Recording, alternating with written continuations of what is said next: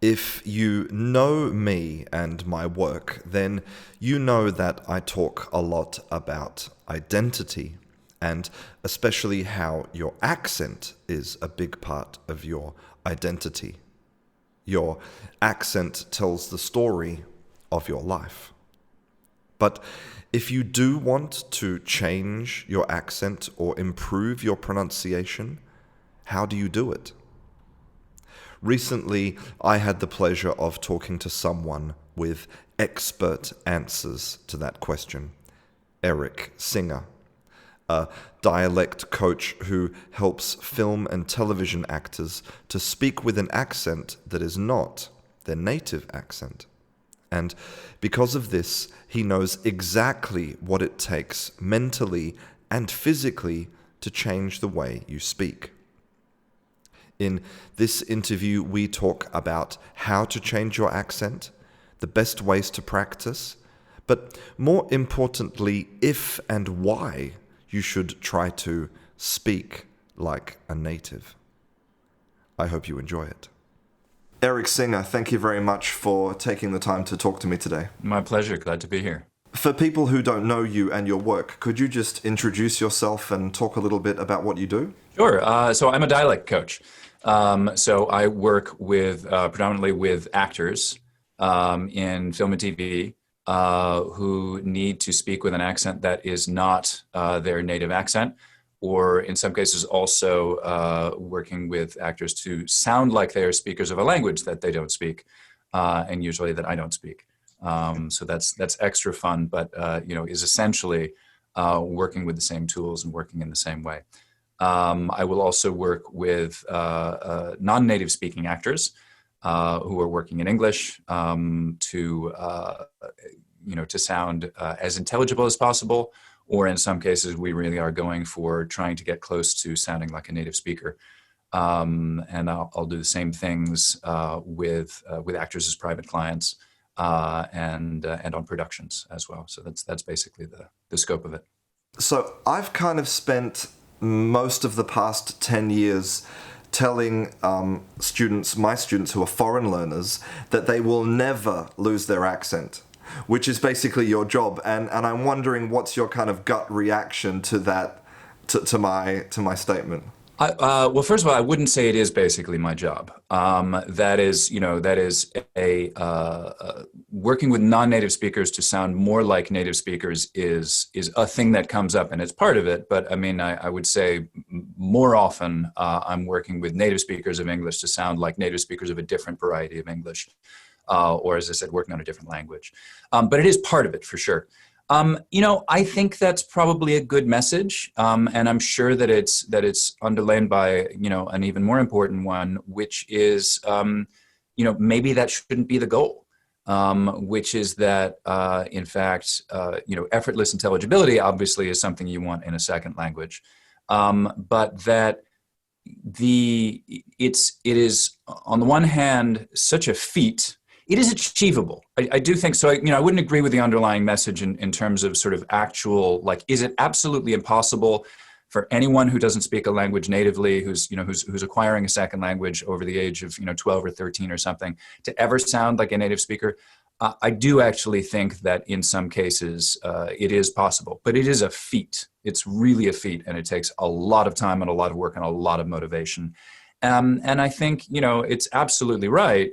Both given the amount that it requires and what a feat it is to question it, but also just to question it on a more basic level of, well, why should that be the goal? Why should we really want that?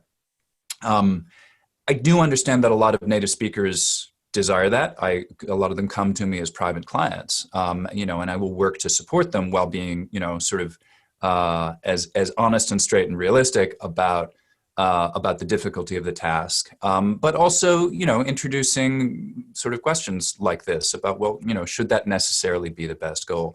If we just stick with, first language English speakers for a moment, accent is incredibly complex and fascinating, but is also incredibly tied to the essence of who we are, who we identify ourselves as being.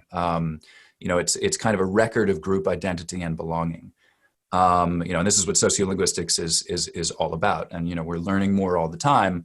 And human beings are complex, right? We're not just sort of one thing. We belong to multiple different groups in intersecting ways, and we shift our accents just as we shift other things about ourselves and our presentation, depending on who we're with and what context we're in.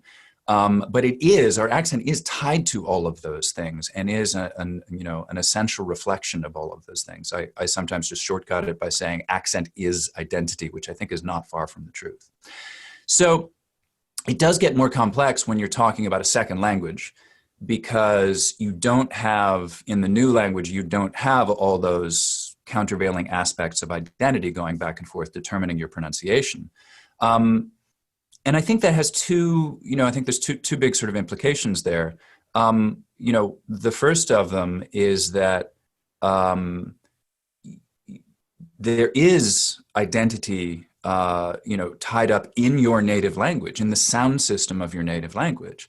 And that to be an effective communicator, does require a potent and vivid self, and a potent and vivid self-presentation. And I think for most, adult speakers in a second language, their first language origin is a huge part of what can become that effective presentation. I think it's not hard for probably anybody to think of, a second language speaker in English or in, whatever language you're most familiar with, who is in fact incredibly effective, an incredibly effective communicator and presenter, whether it was, the Russian history professor you had in college, or a boss or a colleague or something like that, or a friend who is able to be a vivid storyteller and communicator and version of themselves in a second language with an identifiable, sound system coming from their native language. But the other implication that I think it has is also, if you are going to strive towards getting closer to a native speaker-like sound, which one? Because it's so, again, determined by all these things about identity. And as I know, and as I'm sure a lot of your listeners know, there's standard language ideology, and there are versions of each, the pronunciation of each language that are more or less standard and kind of, encoded in textbooks and held up as somehow neutral or right or correct. And these are basically arbitrarily determined and in fact, largely fictional as well. So it does then produce sort of that problem. So which version exactly? For a native speaker, it's determined by all of these, countervailing complex identity aspects. And if you don't have context for any of that as a non-native speaker, constructing that accent is an interesting challenge, I think. I would say that a majority of learners just have it in their mind without question that their goal is to sound like a native speaker. And I mean, what do you think would be a more realistic and perhaps more helpful objective for somebody who wants an intelligible... I think that's it. I mean, I think the number one goal is intelligibility. I think that's to sum it up in a word, I think that's the concept. I think that's the most appropriate target for a speaker of a second language to achieve. And I think it kind of sounds to a lot of language learners like a low bar. Well, of course I want to be intelligible. That's just basic, right? But it's not. It's even for native speakers. I mean, before I was doing primarily production dialect coaching, I was teaching in actor training programs for a number of years. So actors, native speaking actors, undergo 2 or 3 years of speech training. So that they're working on the skills of being able to do accents, yes, but being able to be effortlessly intelligible across different contexts with difficult texts and things like that. So there's some real skill there involved, even if it's your native language. I think it starts to get very interesting when we look at, okay, well, what is that? What are the determiners of intelligibility? And we can go into that a little bit if you want, I think. But that would be the number one goal. And then, effective dynamic communication. And I think those are very closely related. I think one is just maybe sort of, widening out the scope a little bit. And then we're getting into things like the sort of, effective use of prosody, of intonation in a particular variety, things like that. They are to some extent stops along the way towards, spy-like, sounding like a native speaker. So I often find, practically speaking, and working with individual people, whether it's actors or civilians we call them, talking about spies, I'm very confused here, that, even when that's the goal, and it really is the goal for a lot of people, even after I have, these conversations with them, that, we're still working along, we're still working along the same road. We're still basically working on the same things.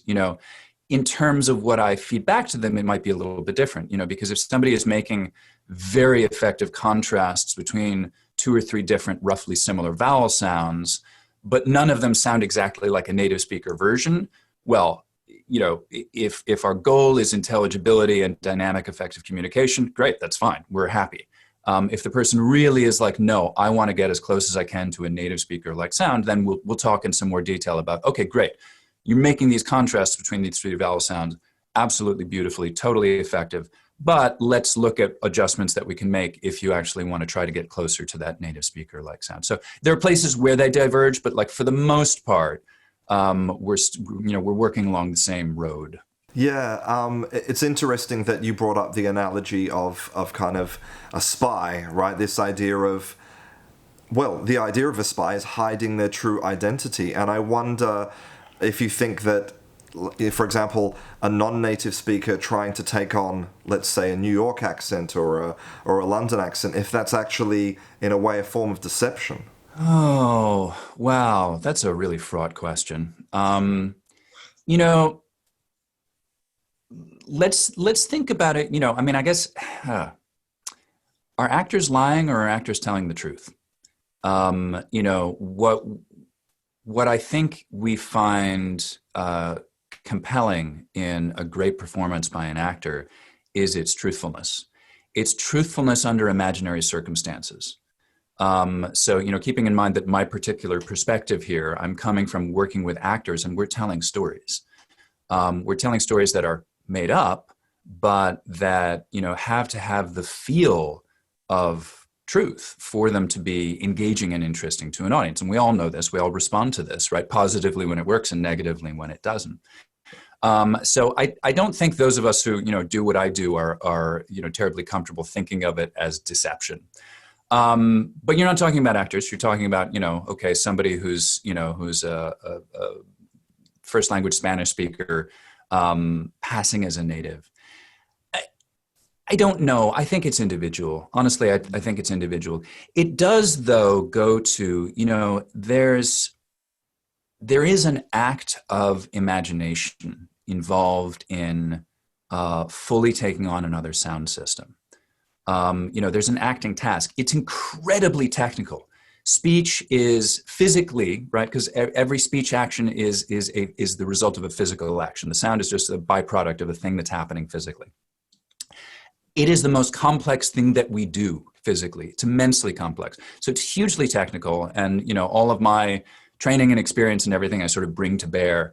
And ideally I talk a lot about how difficult this process is. Even again, if we're just talking about within English, native speaker of English, learning another accent in English. It takes time that we don't always have in production, time that that I'm constantly sort of saying, please understand this. We need more producers, catch up to what audiences expect here. Give us proper prep time, which is 6 to 12 weeks before we start shooting,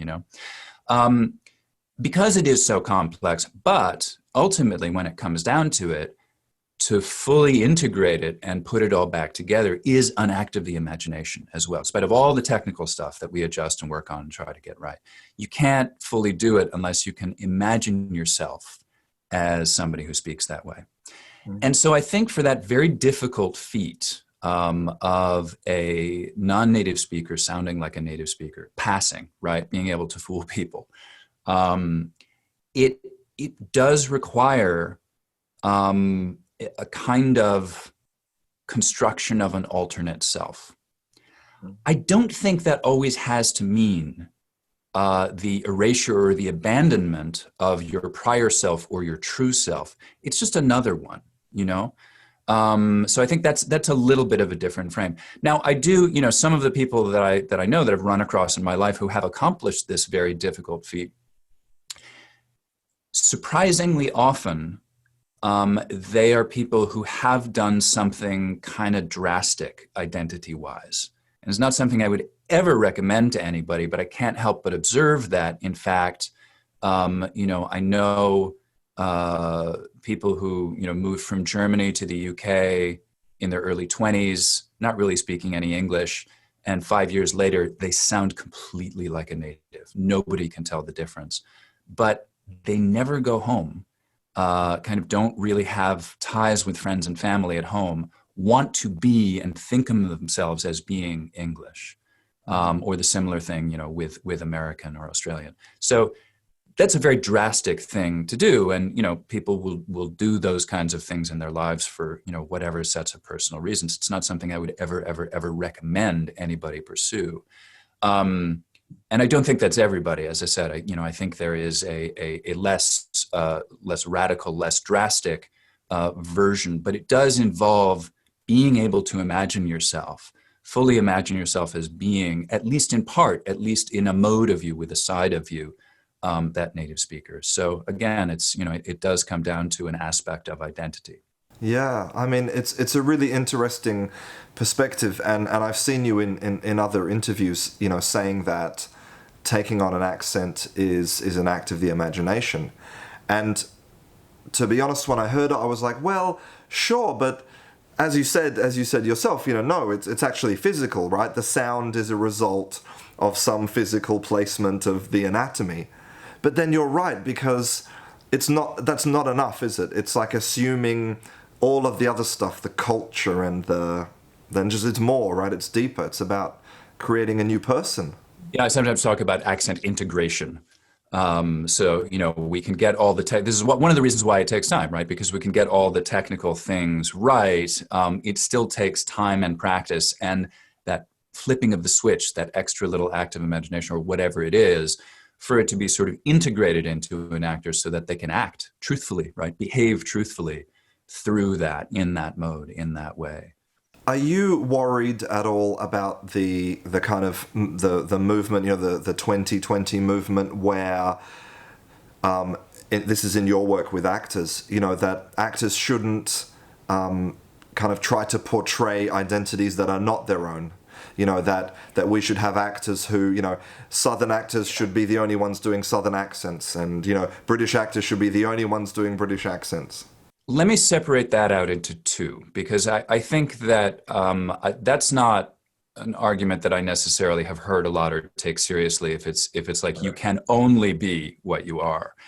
I think what we've seen more of this year is a growing recognition that there are backgrounds that actors who are not from or do not share that background should not be playing, have no business playing. You know, it's funny because as actors, of course, and I trained as an actor and worked as an actor for many years before I was a coach. So I'm an actor as well. I'm a performer as well. And I come from that side of things. Most of us do, most dialect coaches.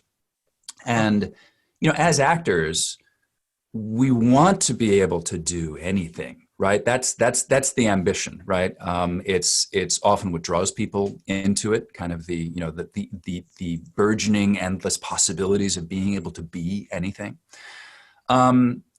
And it's really fun. You know, I've narrated probably about 50 or 60 audiobooks, you know, and doing audiobooks is really fun because you get to play all the characters, you know. Done a couple of 1- and 2-man shows in my time as an actor where you're playing multiple characters and switching back and forth. So much fun, super fun. And by the way, audiobooks is a place where it's an interesting, it's a tiny little segment of what actors do, right? Although audiobooks in general is a big industry. But that's a place where we're going to continue to encounter that issue and have to find ways of dealing with it all the time, because you have individual actors who are narrating books that have a bunch of characters, including BIPOC characters, and if it's a white actor and there are Black characters or Latino characters or things like that. But by and large, as an industry, so that's an individual actor's perspective maybe, but we live in a society, as it were, and we have been recognizing increasingly as an industry and as a society the history of racist, incredibly hurtful white appropriation of the voices of people that white people have historically oppressed and held down, and incredible violence, and then it's all part of that, and that you just can't separate those things out.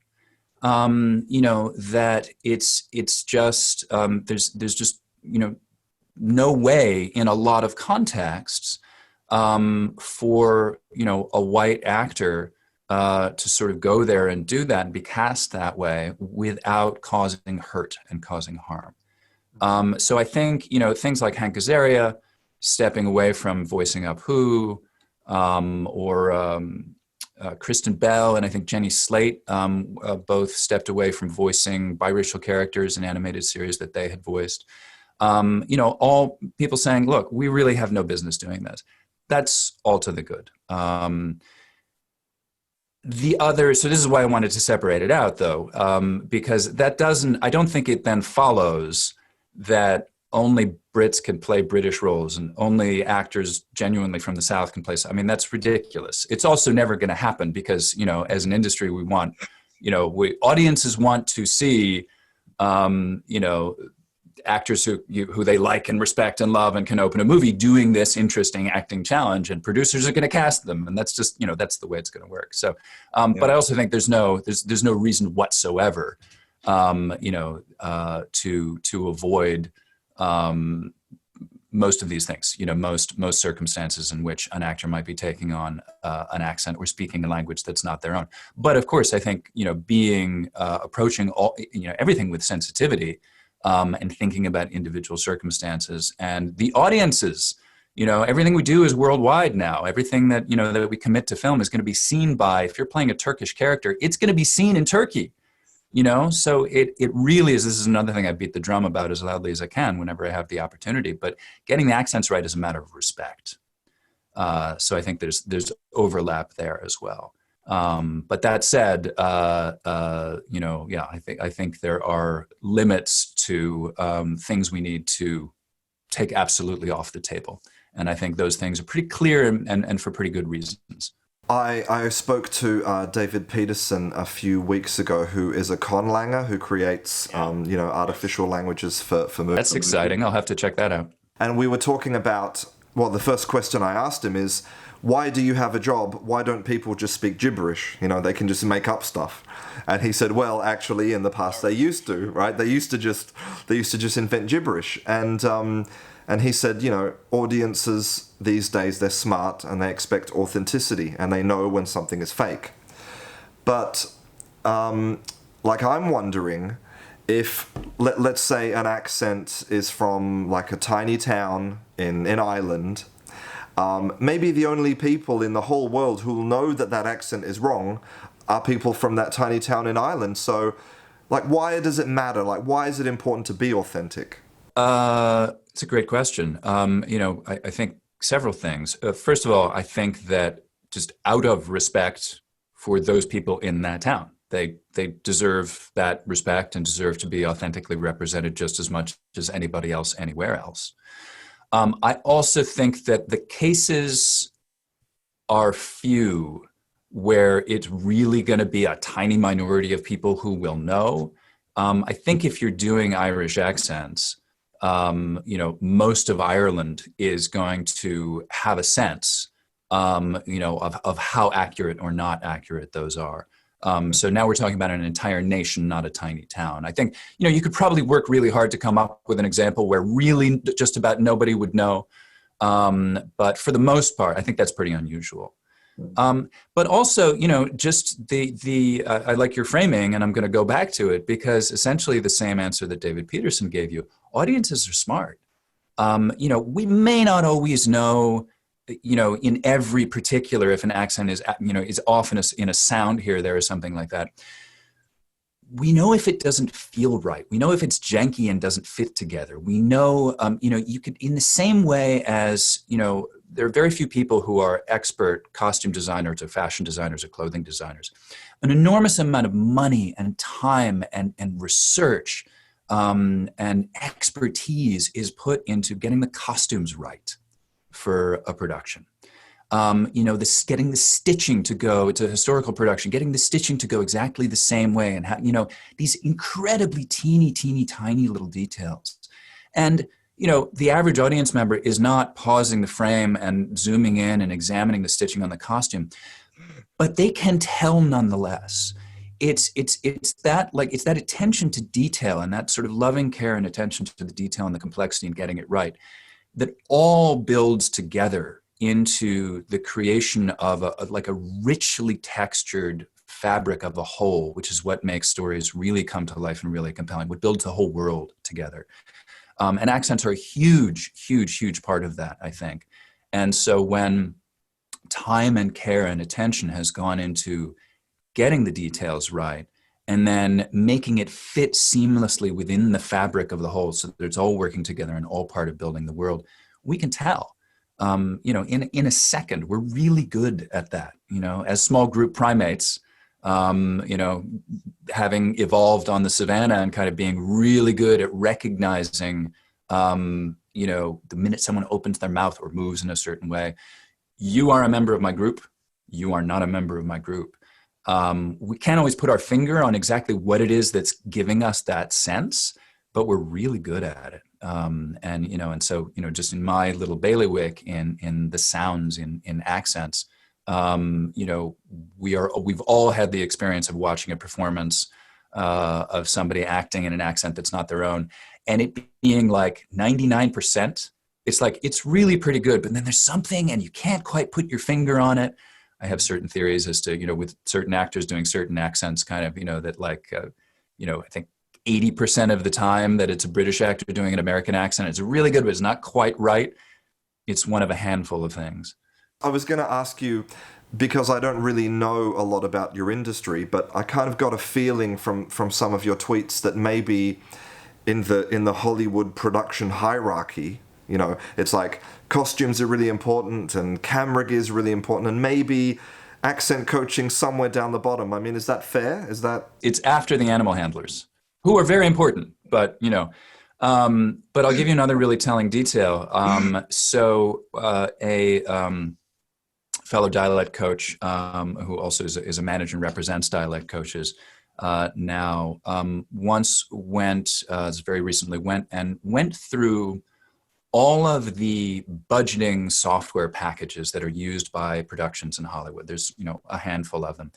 She went through all of them.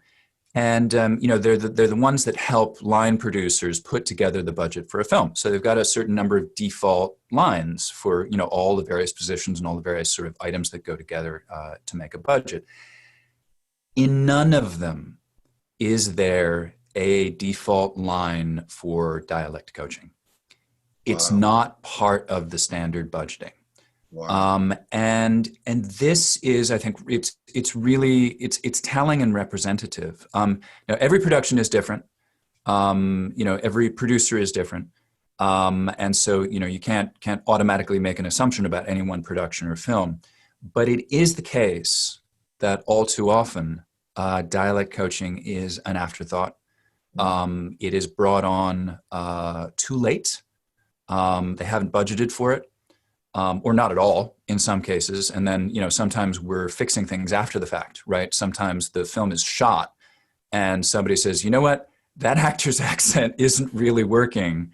And then a coach will work with the actor, hopefully to do some work and some prep. And then they go in and they record, some of their lines or all of their lines sometimes. That's very expensive, by the way. So it doesn't make a lot of sense. It makes more sense to prep, to do it ahead of time. But I should also say that, things are changing. Things are better now in terms of the industry taking this seriously and appreciating what an important aspect of storytelling dialect coach accent is, and therefore dialect coaching is. It's better than it's ever been. We're nowhere near where we need to be. I have been fortunate on, I've seen some change in my own career that I think is partially a result of the conversation moving on and people getting a little bit better about this, partially just, my career getting a little bit more successful along the way, so different opportunities opening up. But I have, sort of in the last few years, last sort of several projects I've done, I've been really lucky to have that lead time, to have that 6 to 12 weeks before starting shooting to really work with the actors to get something right so that it's in them when we start to shoot. But yeah, it is one of the things that I'm out there trying to say every opportunity that I can, which is, this is hugely important. It's really hard stuff.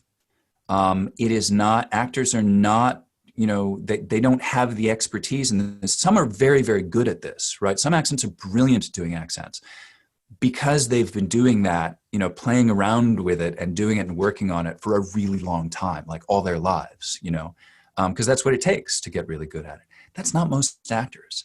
I think this is part of what feeds into it as well, is that I think for a lot of producers, they don't necessarily really understand, what actors do generally, because, especially at very high levels, because they get to work with these wonderful, amazing, brilliant actors, and it looks like magic.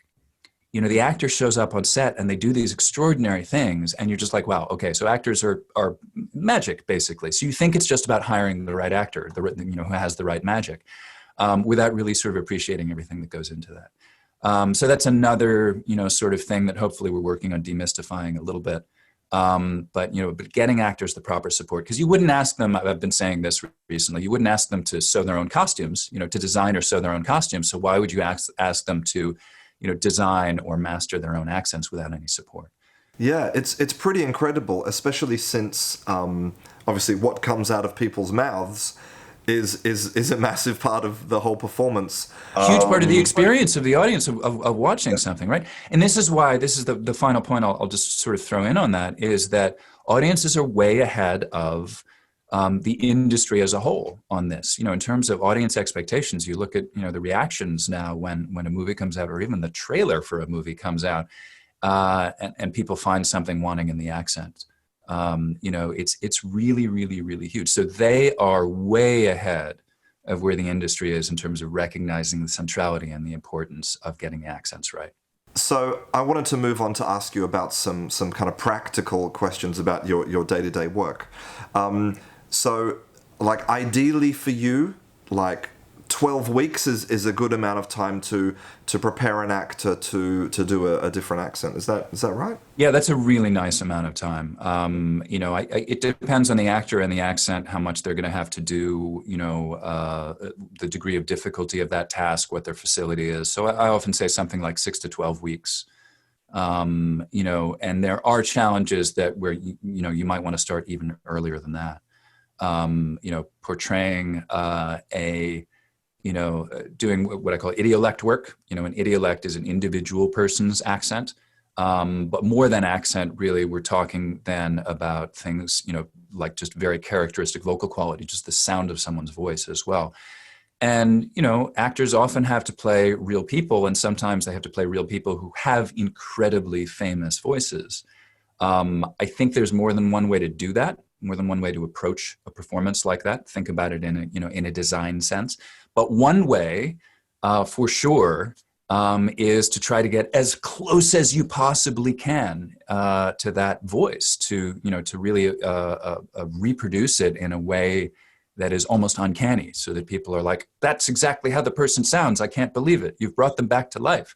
Again, that's a fun little magic trick, right? And I think actors sometimes very deservedly get a lot of recognition or even awards for something like that, hopefully because the performance is also great and the story is also great, right? I don't think that's the only way to go about it, but certainly if you are aiming at that, if that's what you're doing when you're trying to play JFK or Marilyn Monroe or Muhammad Ali or Winston Churchill or something like that, that's something you want to take, longer than 12 weeks. Maybe it's 6 months.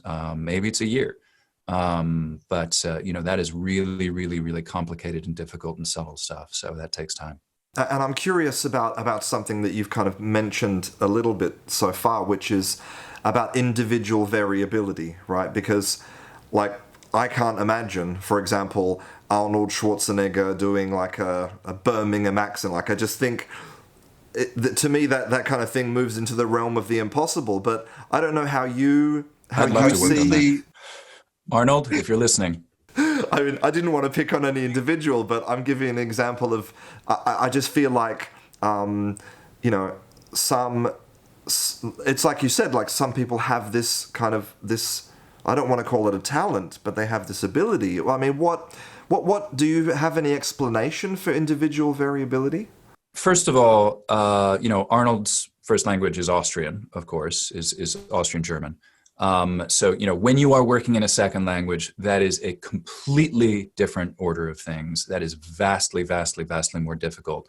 The number of non-native speakers of English who are going to move from, not sounding like a native speaker to sounding like a native speaker in 6 to 12 weeks of prep, no matter how many hours you're putting in, that's a very small number of people. That's always going to be a lot harder, take a lot longer. So, but just confining the conversation to native speakers or the subject to native speakers, the way we get good at doing accents is by doing accents. I use all of my linguistic and phonetic and articulatory training to sort of break stuff down and analyze it on a linguistic level.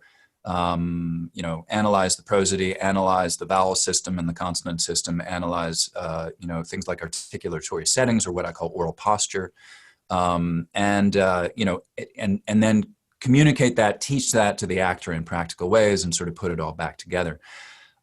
So there's a lot that goes into it and a lot that I do and a lot of training and understanding that I'm really glad that I have. But ultimately, at its root, at its base, this is a human capacity. Learning the sound system of a spoken variety of a language is something we all do, those of us who speak at least, as human beings. It's part of our inheritance and our equipment. People talk about the sort of magical age of 12, right? 12 is kind of the magical dividing line between both in terms of accent and in terms of language, right? If you move to a new place before you're 12, you're going to end up sounding like a native, even if you don't speak the language. My mother is Swedish. She moved to England when she was 12 and didn't speak any English. And she now sounds like a native speaker of English, although exactly which kind of English, it's a little confusing. But she definitely sounds like a native speaker. So, even if it's a language, but certainly if it's an accent, and so therefore you're doomed, right? If you're older than 12 and you're learning a new language, you move to a new place, you're doomed. You will never sound like a native. And I think, to hark back to that for a moment, like yes and no. But I think what often does not get accounted for in that, because there is something to that sort of magic age, right? There's individual variation, of course, and there are always going to be outliers, of course. But it comes back to identity again. Because I think, that's a really crucial age. I have a 12-year-old, by the way. I have a 12-year-old and a 15-year-old. So I'm studying it at close hand. You're starting to fix your identity through those years. And, if you talk to people who moved from New Orleans to Connecticut or vice versa, or Melbourne to London or whatever, when they're 11, or when they were 12, so often what you'll hear is, I very consciously adopted the new accent as quickly as I could so I wouldn't get beat up, so I wouldn't get teased, right? Mm-hmm. So that's very strong incentive right there. But again, identity, you're starting to form and fix your identity. And so I think one of the things that gets harder, it's not just sort of brain plasticity or hearing it. I think those things are factors, but I think we put too much of the explanation on that and not enough on, well, if you're 13, you might actually not want to make that decision about who you are. You might have this kind of hybrid identity. So you might switch back and forth between two varieties, two accents, or you might just end up with something that kind of sounds in between, right? Because that is your, your complex identity as it's being formed. Sorry, I've gone far afield because the question was, how to account for individual variability and, inability. It's practice and time. The people who are really good at doing accents, really without exception, do accents. So, and we're talking about regular people, not actors necessarily, like, the guy who gives you your coffee in the morning, who does the really great London accent. And he's not from London, he's American or whatever. The reason he's really good at doing that London accent is because he does it every morning when he hands you your coffee. He's constantly sort of in it and playing around with it. That's how we get good at it. So all of my, techniques and knowledge and sort of ability to analyze and break it down and name it exactly what's going on here is tremendously useful. But the way I got good at it first, because I was good at doing accents before I understood this stuff, it's kind of part of what led me into it, was because I was always interested and always playing around and always doing it. So I think that's the main thing that accounts for individual variability. But it's also not true that somebody simply is good at accents or isn't good at accents. It's going to be different for different accents. And there then too, we come back to identity and imagination. I coach quite a lot of Black British actors in African American accents. That is a very strange thing.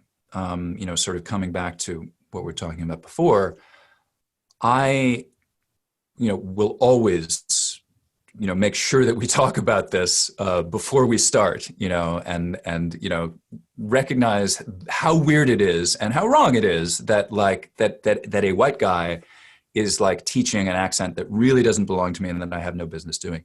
It's not something I will, and I do model accents when I'm teaching, when I'm working with an actor. We always want to work from a primary source. That's, never anything different than that. But I'll still model an accent so that we're, then I'm pulling them towards me and we're hearing those sounds. I find that quite challenging. I'm only ever going to do it privately in a room or in a one-on-one session with an actor who, says, yes, I understand. Thank you for saying that, but I trust you. I want to learn this from you. Let's move ahead. But even then, it's very challenging for me sometimes. I've done it enough now that I kind of know what I have to get over, but there's a resistance there. And the resistance is about, feeling, for very good reasons, a permission structure, a kind of I shouldn't be doing this sort of thing. And that's just, I think, one example of a block that somebody could have towards doing an accent. But I think there are reasons why certain accents are more accessible for certain people and less accessible and things like that. Yeah. So maybe part of taking on the identity, right? Part of the act of imagination isn't just understanding the culture, maybe, but also kind of respecting it and maybe even admiring it, learning to love all of the cultural aspects. I mean, actors are taught that you cannot condescend to your character. And also, and this is, I think, a sort of a version of that, a slightly more sort of simplistic version of that, but that nobody thinks they're evil. So when you're playing the bad guy, when you're playing the villain, you really have to believe that what you do, that there's a good reason for what you're doing, that you're justified in what you're doing, right? And if you don't, if you're condescending to a character, if you're playing a character as evil, it ends up being very boring. For you and for the audience. You're reducing the complexity of a three-dimensional human being into something that's really flat and uninteresting. It's just a judgment, right? That's not how human beings are. That's not our internal experience. That's not how we live and go about things. Even the most evil among us, perhaps. And definitely if you're condescending to a character, if you're making a character, a figure of fun, a simpleton or something like that. I mean, there are places certainly for performances like that, broadly comic performances like that. They're probably still not the most interesting work. They're a sideline in something else that's happening. But yeah, you really can't do that. That is death to anything interesting coming out of the acting performance, the portrayal of a person. And so I think that very much carries over to accent. So yeah, that's well said. Let's imagine that I came to you and I said, look, Erik, I'm going to start work as an actor next week, and I need a text. Not next week, sorry. In 6 months, and I need a Texas accent. Like a Texas cowboy accent. What does a class actually look like? Like, where would we begin? What's the process? Well, so listen. Well, which Texas accent, right, is what we start with. So I mentioned before, because there's not one, that we always are working from a native speaker of the target accent as a model. There's a small little area of exception, and that's where there aren't native speakers of whatever we're doing, because we're doing a made-up accent, right? Or it's an accent in a fantasy world where they speak a conlang that David Peterson has created or something, and we're saying, well, how do they sound when they speak English? In that case, we're making it up, and I'm the model, right? Or if I want, I'll have a female colleague record some material or something if I want a female voice for cast members to listen to as well. But by and large, 99% of the time, what we're doing is we're going on a search first for a native speaker model.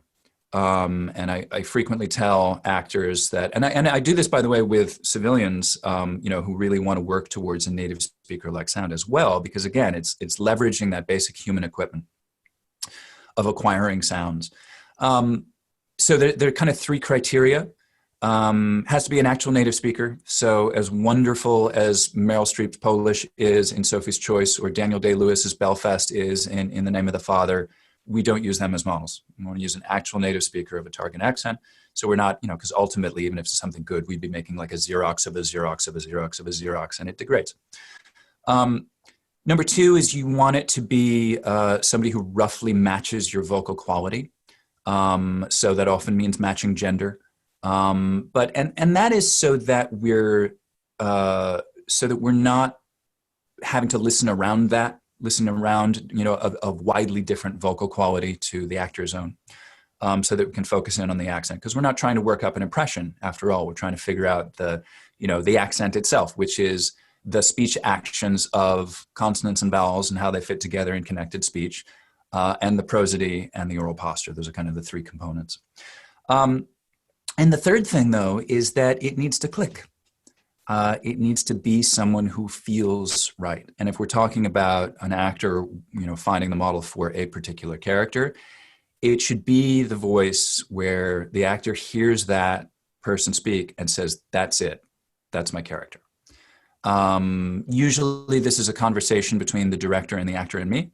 And it can take some time. I will often produce a sort of speaker sheet of 6 to 10 or 12 different speakers with, sort of like pictures of them and descriptions and a YouTube link, where, I've selected them all as ones that will be, that would be appropriate, and that roughly match the actor in some way, but still cover some kind of variation so that there's room for the director and the actor to kind of say, yes, this is it. This is the way we want to tell the story. So that's before we ever start doing any actual work, is we have to figure that out, because it's how we learn, right, from a close study of a small handful of other human beings, but also because that way we know we're working authentically, right? If I have done my work and made sure that these are really authentic representations of that, that accent, that social class, that background, that place and time, whatever. And then we're going to make sure that we really, really, really get the details right. Right? Sort of get all of the texture right. I sometimes get asked, how do you avoid stereotype? This is a great question I love to hear from actors, right? Because it's always a concern. And one of the things I always want to make really clear is that a broad accent, or what we might describe as being a very strong, very obviously regional accent, doesn't automatically mean it's a stereotype, right? A stereotype is a reduction in complexity. It's drawing with too broad a brush. So one of the ways that we avoid stereotype, of course, is always working from a native speaker. But another is working in detail with depth and complexity and texture. Because if you work to calibrate all of those things and figure out how they fit together and get it right, it's not a stereotype. We're working again towards three-dimensionality rather than flattening something out. But we do want to, that's that third criteria, we do want to sort of feel that click. So then what we'll actually do in terms of how we actually work, it can vary so widely because different actors work in different ways, different people work in different ways. But we will always be working some of the time, a lot of the time, on individual articulation targets, like the specific vowel sounds and consonant sounds in that accent, in that sound system. We'll be working some on the oral posture because it's the groundwork that sort of underlies what that sound system is. Phoneticians call this articulatory settings. I tend to call it oral posture or vocal tract posture. I think it's a little more accessible. But where the jaw and the lips and the tongue and even the soft palate and the back of the mouth and the larynx itself, where those things like to hang out, where they return to at rest or in between, brief little pauses in the middle of speech. Sometimes you can hear aspects of that in the hesitation sounds or thinking sounds that people make when they, you don't know exactly what sound is coming next. So you go to a kind of a neutral place. If it's French, it's alors, je ne sais pas, that's something different from A, which is different from M. If you're Scottish, it's M. I don't know. It's and all of those they're little keys. They're little sort of clues to aspects of the oral posture.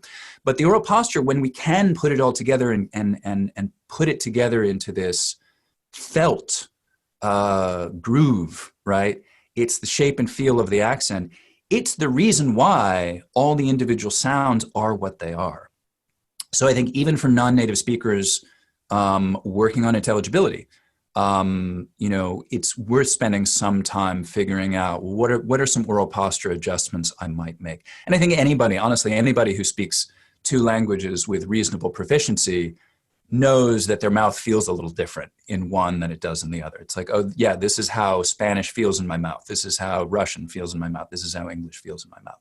That's posture. That's oral posture. But we can go deeper. We can go directly at it, and we can go deeper, and we can get really refined in terms of making those adjustments. And then once those are integrated and owned, it helps a lot of the sounds start to sort of fall in place. Otherwise, you're doing a kind of a cut and paste job. If we just do individual sounds and layer those on top of an existing oral posture, it's not going to work.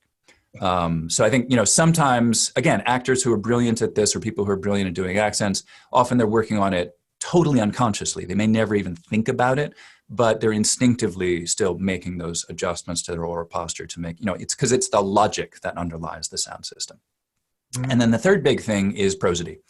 So, we got to get the music right. So that's the movement of pitch, those pitch contours, how the voice rises and falls, but also things like rhythm and stress. I've heard you in other interviews talking about oral posture, and when I first heard you talking about it, it reminded me of some of probably the more ridiculous, well, they seem ridiculous to me, stories about oral posture, like, because I was born in Australia, and people say Australians talk with their mouth. What you gonna say? Yeah, they talk with their mouth closed because there's so many flies in Australia. You don't want to let the bugs in, right? So you got to, keep it kind of wide and flat like that. Either that, or sometimes they say it's because you're squinting up at the sun, right? So everything kind of goes wide like that. Or you don't want to let the dust in. Is the other one they say. So it seems incredible to me that I know that's not the reason, but. Oh, no, it's absolutely the reason. I think linguistics has studied this in some depth, and the conclusion has come back that it's absolutely correct. It is also true that the reason why Welsh accents have a lot of melody, right, a lot of up and down like that, is because of the rolling hills of Wales. That's absolutely true. None of these are true. They're just so stories that my profession has been very, very, very, very guilty. Even some great coaches of kind of passing along and perpetuating. And it's understandable, I think. We like to tell stories like that, and they're very sort of vivid and accessible.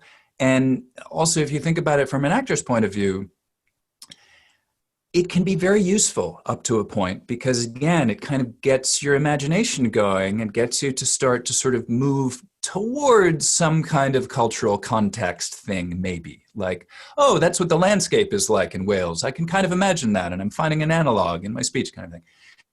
I, you know, I actually will encourage actors to make connections between the features of the accent, whether it's individual specific vowel and consonant pronunciations or features of prosody or features of oral posture, and the character that they're finding, that they're building. And I think that in some really transcendent accent performances,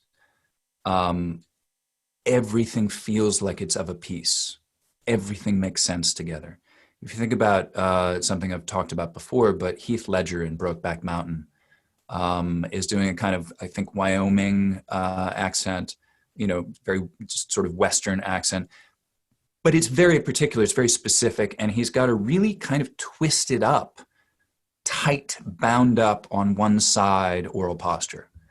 The accent is great. It's more than that. It's very specific and textured, and it feels like it has mirrors in the character's soul and where he is.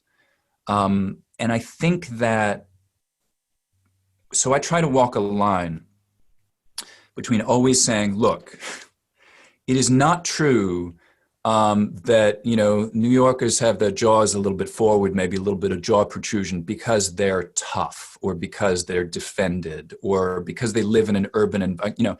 No. Language changes all the time, right? It changes according to a certain logic that has to do with like group affinity and separation and contact and things like that. But the specific changes that are happening all the time are essentially arbitrary. So I think it's very then easy to conclude once you look at that and understand that and know that like, you just can't draw those connections. You can't say these people talk this way because they are this way, or there's this particular feature in this accent or this language or these people's speech because their culture is this way.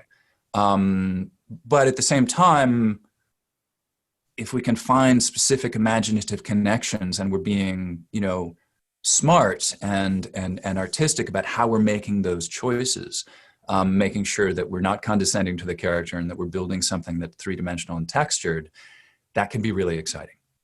I mean, that was a beautiful speech, to be honest, Erik. Really?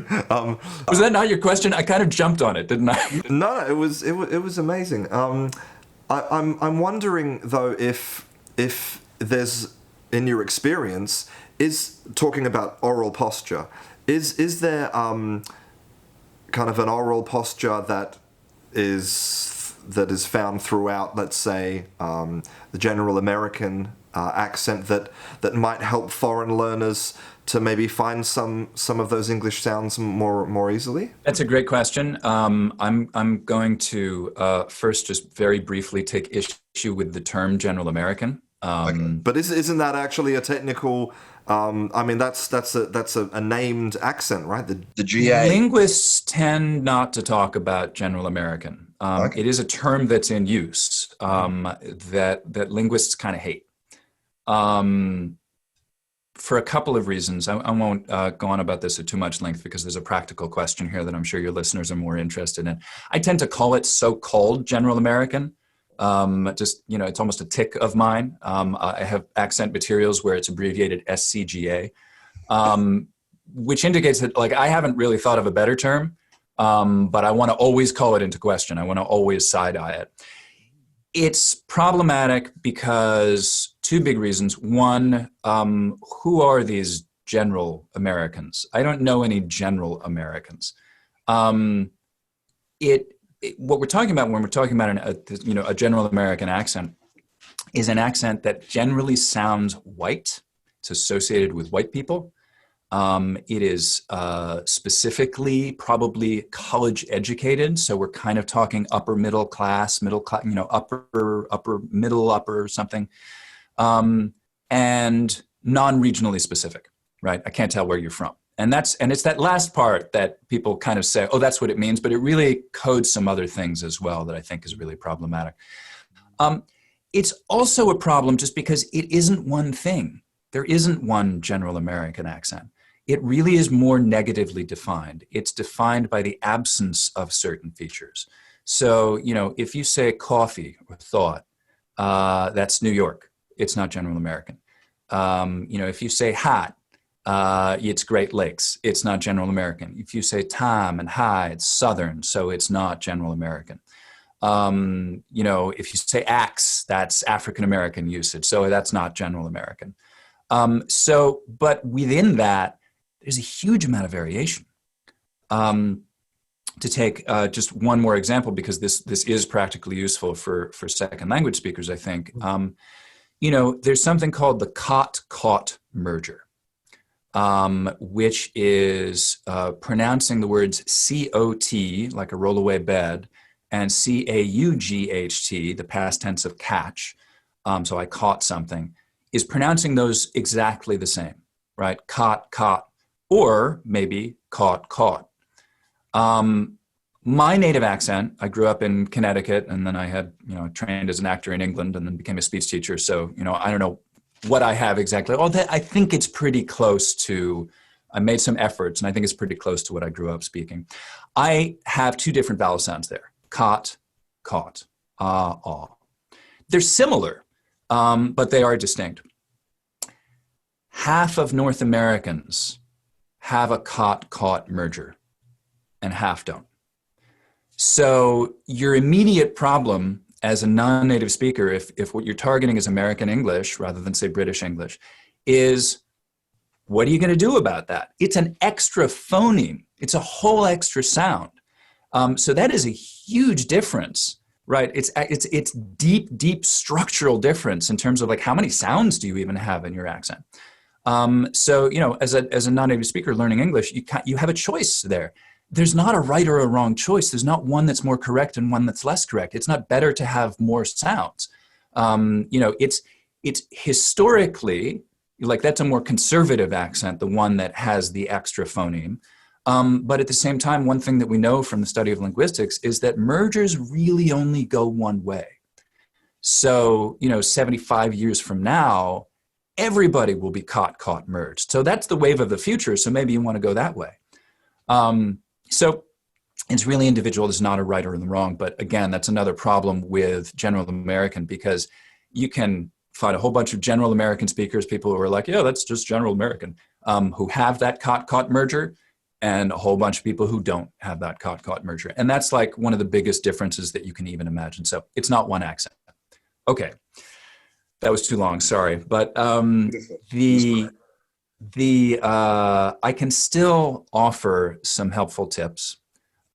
They are general because we're generalizing across, a huge variety, even if we're just talking about so-called general American, still generalizing across a huge variety of speakers and accents. And it's always relative, right? Oral posture is a relative thing. It's where are you coming from and where you're going to. But coming from most other languages, and certainly most European languages, most Americans move their jaws more. So we can talk about jaw height in terms of, sort of a resting position. Again, pay attention to those hesitation sounds or those thinking sounds. But we can also talk about how much movement there is. And Americans, for the most part, generalizing, tend to move their jaws more and open their mouths more. There's kind of, a more open position more of the time than the vast majority of Spanish speakers, Italian speakers, German, Scandinavians, French speakers, Russian speakers. Like, that's very often a direction that we're moving. A very crude tip or experiment that you can try is to speak English while chewing gum, or even just imagining that you're chewing gum. I will encourage clients sometimes to try it out. It also works for Australia, by the way, but to make fun of Americans. Be a because we can play with stereotype, and certainly in the privacy of your own home behind closed doors, like by all means, because we can learn stuff from that. So another exercise I'll often have non-native speakers do is do a really broad, like really offensively bad, broad American accent in your native language, right? So play around with, develop a whole character, work up a whole routine of being like the worst kind of American tourist in Rome asking for directions. In St. Petersburg, asking how you can get to the Dunkin' Donuts or something. Like go really far. What you'll discover, first of all, hopefully you'll make yourself laugh and you'll have some fun. And that's always good, right? That's really helpful for learning. But you'll probably also discover that you know some stuff about the oral posture of American English, of American accents, that you like didn't know you knew. Or that you're not really giving yourself the permission to go towards. And you can, and it's fun. And one of the things that you'll probably find is that you're moving your mouth and your jaw around a lot. So leaning in that direction. Another thing that I'll say is that General American is so much about this very weird R sound that we have. It's a super weird, complex articulation. It barely exists in any other language. It is sometimes historically described in phonetics literature as being a retroflex R, which is an R sound where your tongue tip is curling back. It is not that. There are some local regional American accents and maybe places like Oklahoma where people are doing something like that. But for the most part, that is not the way Americans make their R sounds. It's sometimes called a molar R or a bunched R. You can find MRIs of it on the web, which is a great thing to do.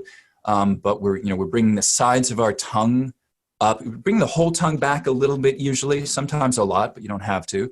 And bringing the sides of our tongue up into contact with our molars and bicuspids, the upper side. Sometimes inside, sometimes just touching the sort of the chewing surfaces of them and going, That is such a common sound. We have so many R's in any utterance that it's one that starts to really affect and even dominate the oral posture. So that's one that is really worth the time getting to know, finding familiarity and comfort with. Another tiny little tip I'll throw in about this is just that it's a big muscular action and it is quite awkward. So if it feels awkward, it's because it's new and unfamiliar.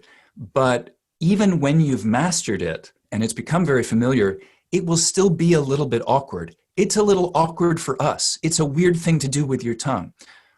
So don't be afraid of that. You can even lean into that. I'll sometimes use a, kind of a metaphor, just going back and forth between sort of RP and some kind of General American, being the difference between fighting with a small sword, that just has a point, the kind of, like a foil that you do with fencing, and fighting with a big two-handed broadsword. So there's something that's a little bit slower, a little bit more ponderous about the movements of maybe the tongue, especially when you're talking about American English, that, flowing through all of those and even slowing it down and exaggerating it a little bit. There's something there. There's something there that is real and that I think you can usefully kind of lean into the feel of as you practice.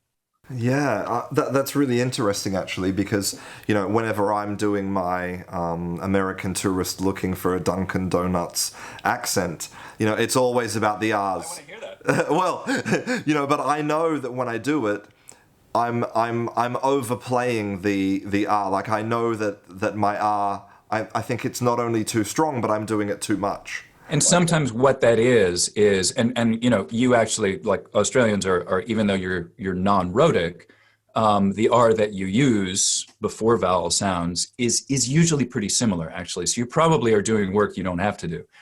But very often for people, if they're feeling like they're doing too much or it's too strong or it's over-exaggerated, it is because they're going for that sort of retroflex thing, which in and of itself has a similar sound, but it's hugely different muscularly. So it affects everything around it. So going into or out of the sound is very, very different if you're using a curled back retroflexor as opposed to this back and sides of tongue bunched up towards the upper teeth are. It's hugely different. Obviously, when you're working with a client and they're producing sound, what's the best way for them to get feedback? Is it let's say you're not around, is it like recording themselves and listening to it? I mean, what are some techniques that people can use to practice on their own? A variety of strategies. I mean, ultimately, whatever works. And I think one thing that we know generally about what works with the acquisition of any new skill set is to do a bunch of things.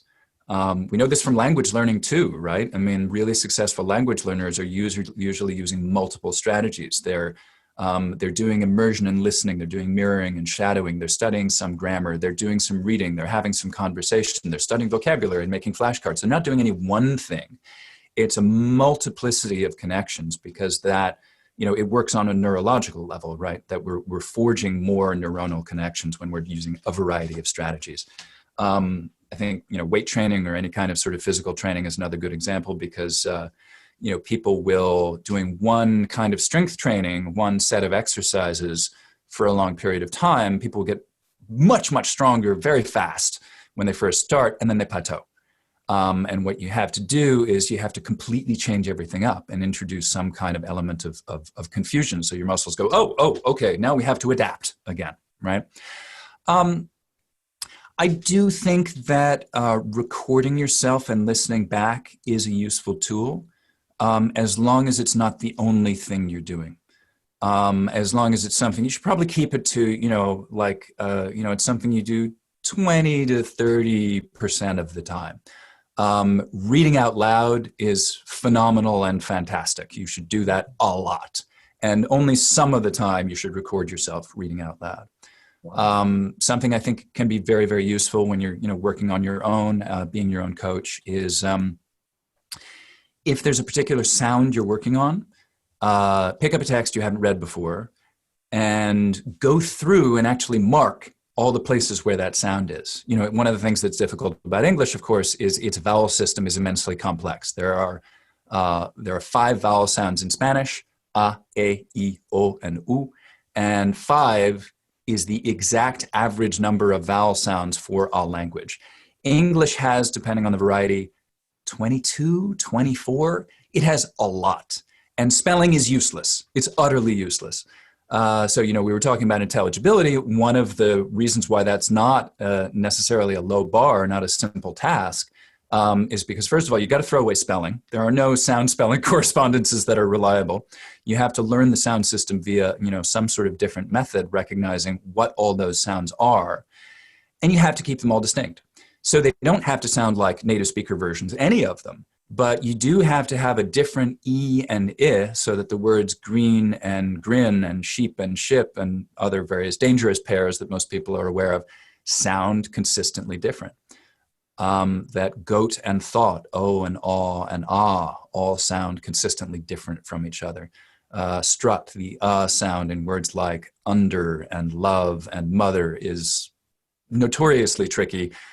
Because the way that most varieties of English, where we have that vowel, is in a very indistinct place that most languages don't have a vowel sound in, but it's close to a lot of others. So it's very hard to hear accurately and very easy to just substitute one from your native language. So, whatever you're working on, go through a text, find all the places where that sound is. Just that exercise sometimes is difficult if it's like identifying a vowel sound with all the different spellings. So you're getting, by doing that a lot, you're getting used to looking for them and sensitizing yourself, attuning yourself to, the words that have that vowel sound. And then read it aloud, and if you're recording yourself, one of the good things about recording yourself, I think, is that you are, especially for actors, you're outsourcing the listening to a separate part of yourself, a later part of yourself in time. So you can be inside the experience of it when you're doing it, which is where we want to be. And you're not always listening to yourself. And then you can listen back and you can reliably catch, with a different ear, putting on a different hat, Oh, I got that one. Oh, I missed that one. And you may notice places where you didn't circle or highlight the appropriate sound in the text, and you'll learn by doing that as well. Honestly, I never considered that reading out loud would be a great activity for. Oh my God. Oh, it's Wow. yeah. I mean, I don't know how you would. I don't know how you would really make progress. In any pronunciation target without doing a hefty amount of that. Um, Obviously, talking is great, but the thing is, it's much harder to focus on specific pronunciation tasks, or working on those particular speech skills when you are also engaged in a conversation with a human being, because you're paying attention to them and you're also paying attention to forming the thoughts that you're having and communicating, and you should be. I often talk about there's three stages of mastery of an accent. One is where you can do it perfectly on a memorized text that you've worked a lot on. You know everything about it and exactly where everything needs to be. That's actually, unfortunately, that's mostly what we're doing, right? That's the easiest. That's the first stage of mastery. The second stage is when you can do the exact same thing, do it perfectly with a text you've never read before and never worked on before. That's still easier than the most difficult stage of mastery, which, coming back to the advice that you generally give language learners, to give some support to why that is, I think, a wise thing to place to start from, because it's really friggin' hard to do it when you're talking, when you're just talking, you're thinking of what you're going to say, you're paying attention to the other person as well. That's true and full mastery of an accent or of another language, is when you can do it perfectly in that circumstance as well. But that is the hardest thing. Yeah, I mean, it makes sense to me. It makes perfect sense, especially for second language learners who are also trying to think of the grammar or the vocabulary. It's a memory. Yeah, so many more tasks. Yeah, that's why it's so difficult.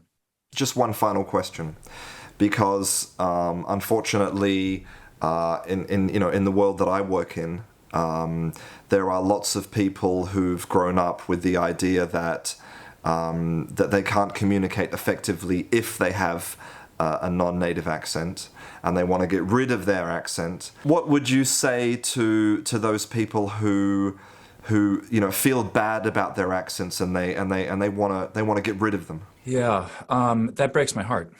Again, I think there is a slight difference in this issue when we're talking about native speakers and non-native speakers. It is purely and unambiguously true that there is absolutely nothing, linguistically speaking, that makes one native speaker variety better than, more sophisticated than, more right or true or correct, more neutral, more representative of a language than any other native speaker variety. This is again, we should all be shouting it from the rooftops. I look forward to a day when everybody has some basic linguistic education in secondary school, maybe starting in primary school, appreciating other native speaker varieties, so that we can just do away with that entirely. Maybe one day we'll get there. You posed the question really well, which is, what would I say to someone? And I have to say, I haven't actually run across this recently. I haven't had someone come to me in at least a good few years and say, I am so insecure about my native accent or the way people see me at work or something that I want to fundamentally change it.